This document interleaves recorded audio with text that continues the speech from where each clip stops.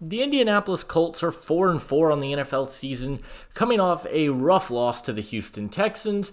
And this is a franchise that feels like this could go really south really quickly. This was a Colts team that had quite a few expectations coming into the year. Gardner Minshew left, but Anthony Richardson, the young number 4 overall pick from the 2023 NFL Draft, was expected to step in and make a big difference.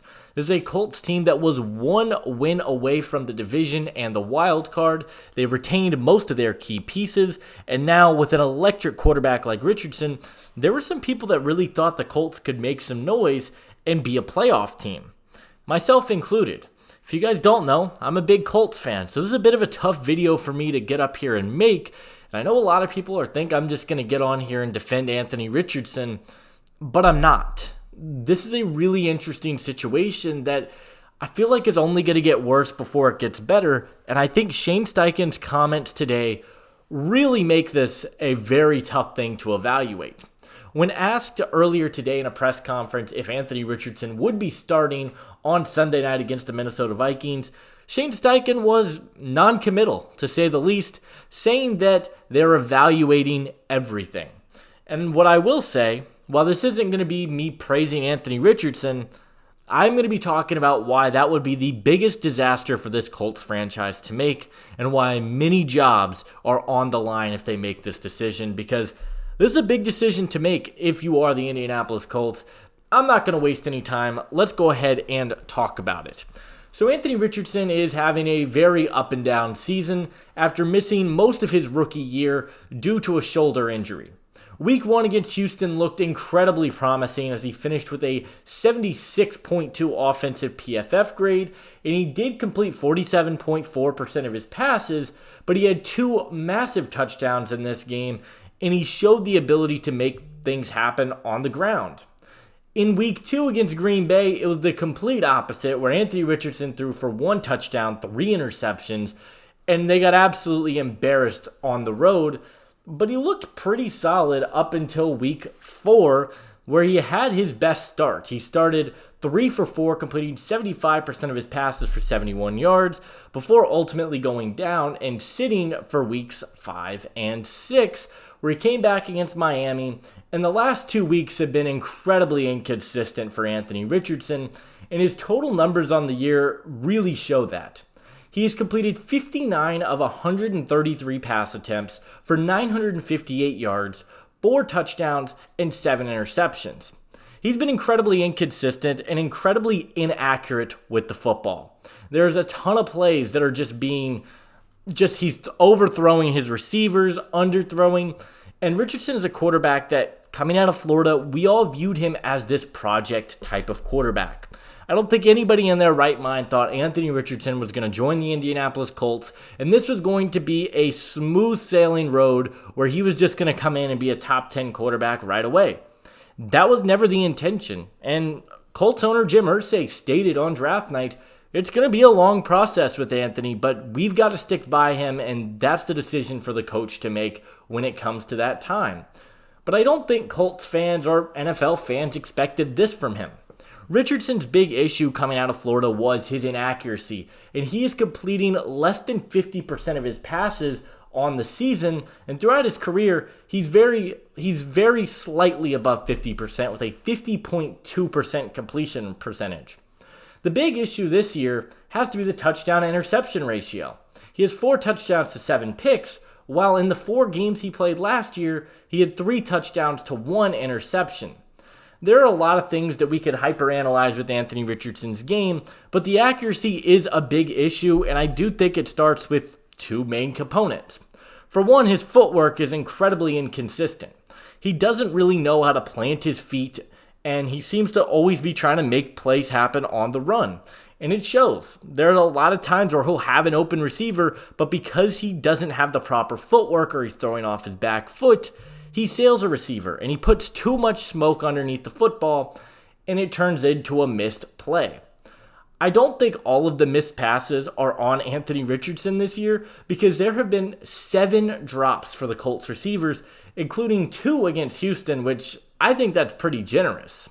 It seems like there are a lot of times where Richardson throws really good passes. You look at the pass to Tyler Goodson in the end zone where Goodson just dropped it yesterday. You look at plays on screen passes. It's just an up and down road for Anthony Richardson, but the footwork is a major concern. And I think the other big concern with his accuracy is the lack of touch that he throws with the football. Richardson is a quarterback that, yes, he's got a rocket arm, but I don't think he really knows how to utilize it. He's trying to throw these smokes into the middle of the defense, and it just doesn't work. You've got to be able to throw the football with a little bit more touch, lead your receivers. And there was a play to Alec Pierce in the game against Houston yesterday where Pierce had a step on Derek Stingley, or it was Kamari Lassiter, and he just missed him because he didn't put enough touch on the football. Those are the big issues when we talk about the accuracy, but I don't think Richardson's all to blame. We talked about the drops. He had 3 drops in that Green Bay game, which led to a 15% drop rate on his passes, a 16.7% drop rate on his passes against Houston yesterday. The big issue with Anthony Richardson is the average depth of target. He is throwing every pass with an average depth of 13.3 yards, which is by far the most in the NFL. And it's really not beneficial for him because he's not taking the checkdowns. He is not reading what the defense is giving him. And there are so many times where it looks like he's just trying to take the deep ball and go for the home run every single time, when oftentimes it's not there and he's forcing the football into a tight window. Anthony Richardson has 10 NFL games under his belt, and he has definitely shown promise. We talked about it, and there are still moments of brilliance in there. You look at the game against Houston yesterday where I thought that he made some really good throws. The throw to Goodson, some throws in that first quarter that defenders just happened to jump at the perfect time, and he missed his receivers by a millisecond. But the accuracy inconsistencies, I feel like, are better than what the numbers will lead you to believe, but it's still a major issue he needs to get worked out, and he has to work on taking what the defense is giving him and not always looking for the home run. Yesterday against Houston, he was pressured on 18 of his dropbacks, which was not ideal when he had 39 dropbacks in the entire game, and he's running for his life back there. The rumors that this team could look to go to Joe Flacco, I think, would be detrimental to this franchise and detrimental to a quarterback like Anthony Richardson. Richardson, going back to his time at Florida, had 11 games in his collegiate career. He has played 21 games of football over the last 3 years. To put that into perspective, Patrick Mahomes played nearly 21 games just last year. Richardson coming out was a very raw developmental prospect that everyone said he needs reps and he's going to come into the league very inconsistent, but with time he is going to get better. So far, that hasn't necessarily proven to be true, but as I stated, it's still really early to give up on him. I think coaching has really put him in a tough situation, and this was an area for this team that I wasn't expecting to be complaining about halfway through the NFL season, but Shane Steichen has been very disappointing as a Colts fan this year.